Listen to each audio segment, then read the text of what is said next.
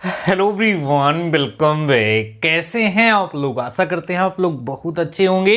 Dear students, आज का हमारा ये लेक्चर आपके सेकेंड चैप्टर का फोर्थ लेक्चर होने वाला है। डियर स्टूडेंट्स, आज के इस लेक्चर में हम जिन टॉपिक्स के बारे में आप लोगों के साथ डिस्कस करने वाले हैं वो सारे के सारे टॉपिक्स बहुत ही ज़्यादा इंपॉर्टेंट होने वाले हैं। डियर स्टूडेंट्स, आज के इस लेक्चर में जो टॉपिक मैं आपको समझाऊंगा उन टॉपिक को समझने के लिए बहुत ही ज़्यादा कंसंट्रेशन की आवश्यकता है। बहुत ही अच्छे से दिमाग में उन चीज़ों को बैठाइएगा, क्योंकि उनके बिहाफ पर आपके एग्जाम में क्वेश्चन ज़रूर से ज़रूर पूछे जाएंगे। इसलिए सारे टॉपिक को समझिएगा। और डियर स्टूडेंट्स, हम जो भी टॉपिक आज आपको पढ़ाएंगे उस टॉपिक के बिहाफ पे कुछ एग्जाम्पल देंगे और उसके बिहाफ पर कुछ आपको टास्क भी देंगे, उसको आप लोग सॉल्व करिएगा। आइए डियर स्टूडेंट्स, फटाफट से आज के इस लेक्चर को स्टार्ट करते हैं। पहले दो छोटी छोटी डेफिनेशंस हम लोग कवर करेंगे, उसके बाद फिर हम लोग कुछ और भी चीजें सीखेंगे जिसके बिहाफ पर हमें क्वेश्चंस को सॉल्व करना है। डियर स्टूडेंट्स, यहां पर एक छोटा सा टॉपिक लिखा हुआ है उप आव्यूह, जिसको हम बोलते हैं सब मैट्रिक्स। मैट्रिक्स क्या होता है, मैट्रिक्स की क्रम क्या होती है, ऑर्डर ऑफ द मैट्रिक्स क्या होता है, ये सारी चीजें आप लोगों को पता है। तो आव्यूह का उप आव्यूह क्या होगा, सब मैट्रिक्स क्या होगा, आइए हम लोग समझते हैं। सपोज कर लो डियर स्टूडेंट्स कि आपके पास एक मैट्रिक्स गिवन है, 1 2 3 है, 4 5 6 है, 7 8 9 है। आपको पता है कि ये 2 गुणे 2 कोटि का, जिसको हम ऑर्डर कहते हैं, इस कोटि का हमारे पास एक मैट्रिक्स एक आव्यूह दिया है। तो इसका उप आव्यूह क्या होगा? तो डेफिनेशन होती है डियर स्टूडेंट्स, किसी आव्यूह ए के कुछ पंक्ति, ठीक है, किसी आव्यूह के कुछ पंक्ति या कुछ स्तंभ या दोनों को छोड़ करके जब हम एक नया आव्यूह लिखते हैं, एक नया मैट्रिक्स लिखते हैं, तो उसको उस पुराने वाले आव्यूह का उप आव्यूह बोला जाता है, सब मैट्रिक्स के नाम से जाना जाता है। मैं डेफिनेशन लिखता हूं, फिर मैं आपको एग्जाम्पल के माध्यम से समझाता हूं। बहुत ही बेहतरीन लेक्चर होगा डियर स्टूडेंट्स। छोटे छोटे टॉपिक्स हैं, लेकिन खूब ध्यान से इन टॉपिक को समझेंगे तो आपको बहुत ही ज्यादा बेनिफिशियल लेक्चर लगेगा। आइए समझते हैं डियर स्टूडेंट्स, इसकी डेफिनेशन लिखते हैं। लिखेंगे दिए गए, ध्यान देना डियर स्टूडेंट्स, दिए गए m गुणे n कोटि या क्रम कह सकते हैं, ठीक है। क्रम लिखा करिए, ज्यादा अच्छा हो, क्योंकि कोटि का मतलब कुछ और हो जाता है। क्रम के आव्यूह ए, ठीक है। ए में से कुछ पंक्तियों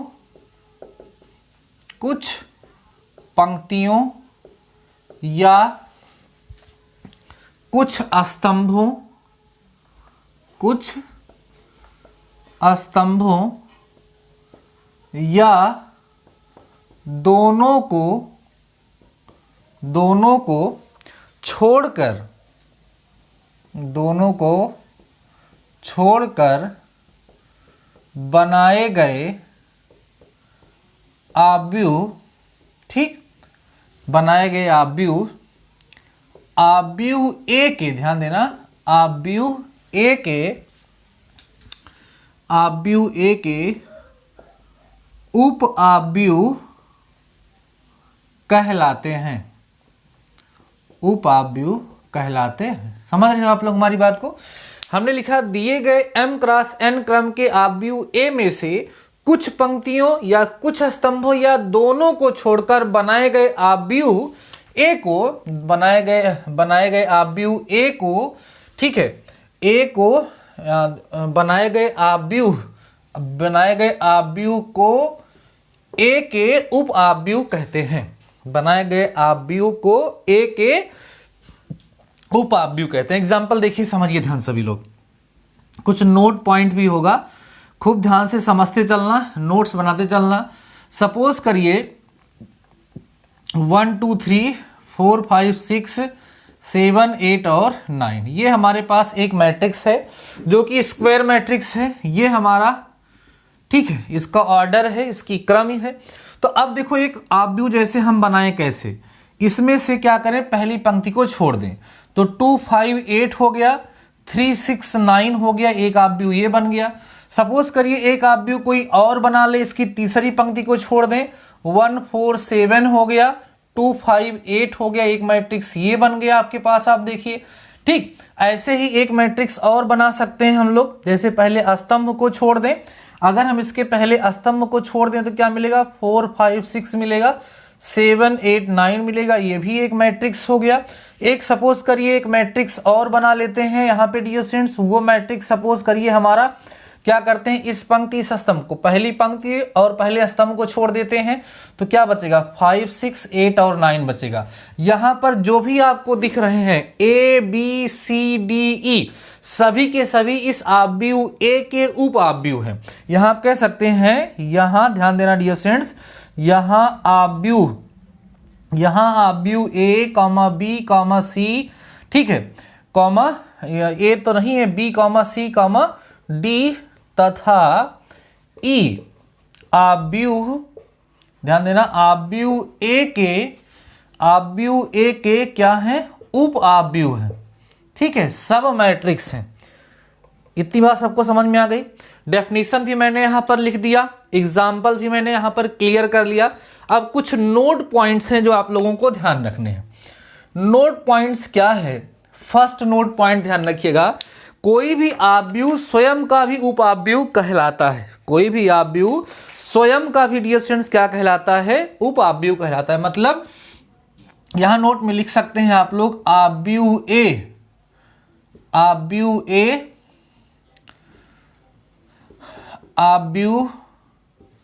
A का क्या कहलाता है, उप आव्यूह भी कहलाता है।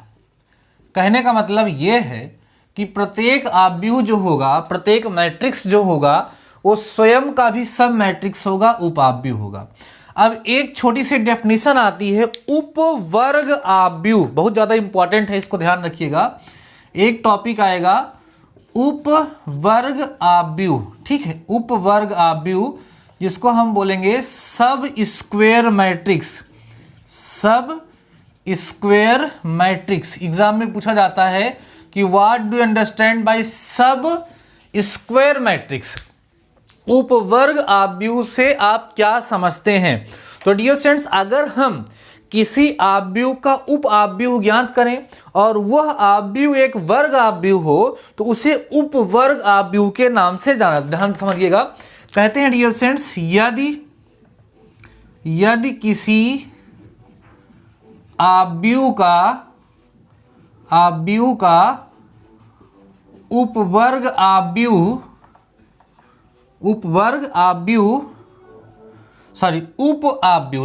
आव्यूह वर्ग आव्यूह, ध्यान देना, उप आव्यूह वर्ग आव्यूह हो तो वह उपवर्ग आव्यूह कहलाता है। क्या कहलाएगा, उपवर्ग आव्यूह कहलाता है। एग्जाम्पल समझिए सभी लोग, एग्जाम्पल देखिए, आराम से समझिए। देखिए, जैसे A इक्वल टू हमने लिख लिया 2 7 9 5 7 1, ये हमारे पास एक मैट्रिक्स है।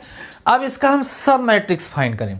सपोज करिए सब मैट्रिक्स जो है उसमें हमने क्या किया, इस फर्स्ट रो को छोड़ दिया तो क्या बचा, 7 9 7 और 1। अब ये जो है आप देख पा रहे होंगे, इसकी जो ऑर्डर है, इसकी जो क्रम है वो 2 गुणे 2 का है। तो ये जो हमारे पास B है, ये जो मैट्रिक्स B है, ये मैट्रिक्स A का सब मैट्रिक्स है।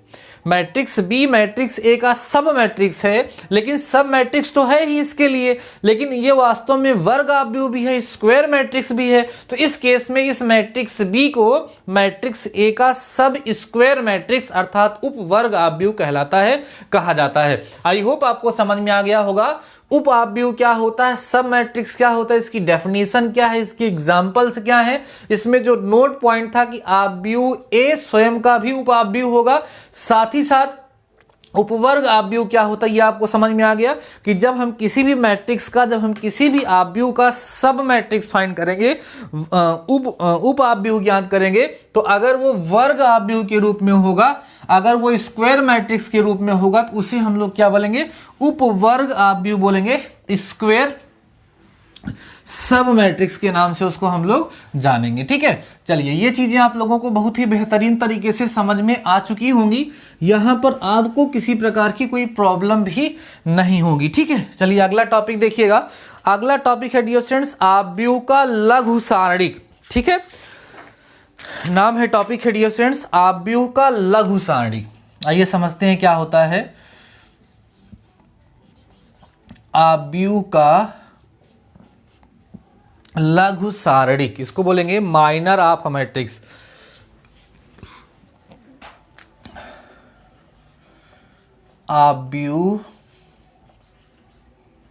आव्यूह का लघु सारणिक, ठीक, जिसको हम बोलेंगे minor of matrix. Minors of matrix. Matrix के माइनर्स क्या होती हैं, माइनर क्या होता है, इस पे हम लोग डिस्कस करेंगे कि माइनर्स क्या होते हैं। अच्छा, सारणिक क्या होता है आपको पता है। जैसे डियर स्टूडेंट्स आपको ये बातें क्लियर हैं कि अगर हमारे पास कोई आव्यूह है तो उसकी जो क्रम होती है, उसका जो ऑर्डर होता है वो m क्रॉस n का हो सकता है। समझ रहे हैं, m क्रॉस n का हो सकता है। मतलब ये पॉसिबल है कि m और n जो है वो सेम ना हो, m is greater than n हो या m is less than n हो, ऐसी केस आता है मीन्स आव्यूह में। कहने का तात्पर्य यह है कि जो आव्यूह होता है, जो मैट्रिक्स होता है, उसमें पंक्तियों और स्तंभों की संख्या समान हो भी सकती है, समान नहीं भी होती है। अगर किसी आव्यूह में पंक्तियों और स्तंभों की संख्या समान होती है तो उस केस में उस आव्यूह को हम वर्ग आव्यूह कहते हैं, उसको हम स्क्वायर मैट्रिक्स के नाम से जानते हैं। ऐसा आप लोगों को पता है। लेकिन इन केस ऑफ डिटर्मिनेंट सारणिक के केस में आपको पता है कि जो सारणिक होती है उसमें पंक्ति और स्तंभ की संख्या सदैव समान होती है। तो होता क्या है डियर स्टूडेंट्स कि जब हम किसी भी आव्यूह का उप आव्यूह बनाते हैं तो उस आव्यूह को हम सारणिक के रूप में भी लिख सकते हैं। लेकिन चूंकि सारणिक और केवल वर्ग आव्यूह की ही बनती है, तो अगर वो वर्ग उपवर्ग आव्यूह है तो उस उपवर्ग आव्यूह से ही क्या बनेगा, उप सारणिक बनेगा, या आप कह सकते हैं उससे ही वो लघु सारणिक बनेगा। आइए समझते हैं कि हम लोग समझते हैं कि क्या होती है इसकी डेफिनेशन को लिखते हैं, उसके बाद कुछ एग्जाम्पल के माध्यम से मैं आपको स्पष्ट करके दिखाता हूं। बहुत ही ज्यादा इंपॉर्टेंट टॉपिक है। देखिए डियर स्टूडेंट्स, डेफिनेशन मैं लिख दे रहा हूं। यदि a equal to aij m cross n, ठीक है, क्रम आव्यूह हो तो क्रम का आव्यूह हो तो, ठीक, हो तो इसके सभी उपवर्ग, तो इसके सभी उपवर्ग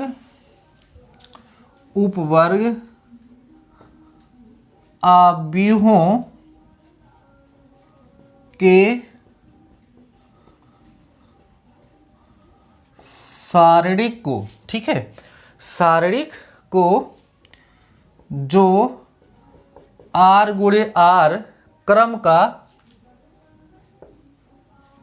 क्रम का हो, क्या कहलाएगा, लघु सारणिक कहलाएगा। ठीक है, लघु सारणिक कहलाएगा या कहलाता है, कहलाता है। ये इसकी डेफिनेशन हुई। मतलब समझिए, मैं समझाता हूँ कि एग्जाम्पल के माध्यम से।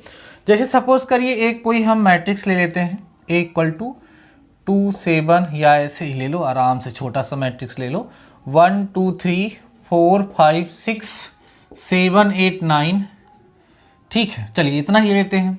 अब जैसे अगर हम इसके उप आव्यूह बनाएंगे तो, और हमें उप वर्ग आव्यूह बनाना है तो क्या क्या बनेगा। देखिए जैसे b इक्वल टू हमने बनाया तो ये और ये छोड़ा अगर हमने, तो यहाँ बना 5 6 8 और क्या बच गया, 9 बच गया। अब इसको अगर डिटर्मिनेंट के फॉर्म में लिखेंगे तो क्या बनेगा 5, 6, 8 और 9। मीन्स यहीं पर जो आव्यूह का चिन्ह बना हुआ है वो आव्यूह का चिन्ह हट करके साड़ी का चिन्ह बन जाएगा, डिटर्मिनेंट का साइन बन जाएगा। तो ये जो आपको दिख रहा है डियर स्टूडेंट्स, ये क्या कहलाएगा, इसका माइनर कहलाएगा, इस आव्यूह का माइनर कहलाएगा, जिसको हम लघु आव्यूह कहेंगे, सॉरी लघु साड़िक कहेंगे। क्या कहेंगे, लघु साड़िक इसको हम लोग बोलेंगे। और समझ लीजिए जैसे c इक्वल टू हम लिखना चाहें तो जैसे इसको और इसको छोड़ दें तो क्या बचेगा 4, 5, 7 और क्या बचेगा 8 बचेगा। इसका डिटर्मिनेंट बनाएंगे तो सिंगल लाइन हो जाएगी यहाँ 4, 5, 7 और 8। ये भी क्या है, ये डियर स्टूडेंट्स यहाँ पर जो आप लोगों को मिल गया ये क्या है, देखिए ये भी क्या है, माइनर है। क्या है, माइनर है। इसको भी हम लोग क्या कहते हैं, लघु सारणिक कहते हैं। क्या कहते हैं, लघु सारणिक कहते हैं। तो आई होप आपको समझ में आ गया होगा कि लघु सारणिक क्या होता है और उपवर्ग आव्यूह क्या होता है और उप आव्यूह क्या होता है। ये बेहतरीन तरीके से आप सभी लोगों को अच्छे से समझ में आ चुका होगा, कहीं किसी प्रकार की कोई डाउट आपके माइंड में नहीं बची होगी। ठीक है, चलिए अब इसको हम लोग समाप्त करते हैं और बढ़ते हैं डियर स्टूडेंट्स अपने अगले टॉपिक की तरफ। ठीक है, जानते हैं अभी हमारा जो नेक्स्ट टॉपिक है डियर स्टूडेंट्स वो बहुत ही ज़्यादा इंपॉर्टेंट है, बहुत ही ज़्यादा इंपॉर्टेंट है हमारा जो नेक्स्ट टॉपिक है, इसलिए इसको खूब ध्यान से समझिए आप लोग। इसका नाम है आव्यूह की कोटि, रैंक ऑफ अ मैट्रिक्स। ध्यान दो, आव्यूह की कोटि, जिसको हम बोलेंगे rank of the matrix. Important, matrix की रैंक फाइंड करना, किसी मैट्रिक्स की रैंक क्या होती है और किसी मैट्रिक्स की रैंक को कैसे फाइंड किया जाए, अब हम लोगों को ये डिस्कस करना है। लेकिन डियर फ्रेंड्स अगर हमने इस टॉपिक को इसी लेक्चर में डिस्कस किया तो फिर बहुत ही ज़्यादा लेंदी लेक्चर हो जाएगा और हो सकता है कि आप लोगों को समझ में भी ना आए। इसलिए मैं क्या करूँगा, आज के इस लेक्चर में कुछ 1-2 क्वेश्चन का आपको टास्क दूंगा, उसको आप लोग सॉल्व करेंगे और आज के इस लेक्चर को यहीं समाप्त करूंगा। छोटा है लेकिन आगे का लेक्चर बड़ा होगा। आज के इस लेक्चर को यहीं समाप्त करेंगे, आज के इस लेक्चर को बड़ा नहीं करेंगे। आज के इस लेक्चर में जब मैंने आपको उप आव्यूह सब मैट्रिक्स सिखाया है और साथ ही साथ लघु सारणिक, ये जो 2 टॉपिक मैंने आपको सिखाए हैं, इन दोनों टॉपिक को बेहतरीन तरीके से आप समझ लीजिए और समझने के पश्चात मैं आपको कुछ क्वेश्चंस दे रहा हूं जिसको आप लोग सॉल्व करिएगा और उसके बाद नेक्स्ट लेक्चर में डियर स्टूडेंट्स हम आप लोगों के साथ डिस्कस करेंगे। ठीक है, डिस्कस करेंगे अगले टॉपिक के बारे में। आज के इस लेक्चर में मैं आपको कुछ क्वेश्चन दे रहा हूं चैप्टर फर्स्ट का कुछ क्वेश्चन दे रहा हूं। ये आपके लिए एक टेस्ट होगा। आप सभी के सभी लोग क्या करेंगे, इन क्वेश्चंस को सॉल्व करके मुझे इंस्टाग्राम पर सेंड करेंगे। इंस्टाग्राम पे आप मुझे फॉलो कर सकते हैं, वहाँ आपको मिलेगा DD मैथमेटिकल सॉल्यूशन।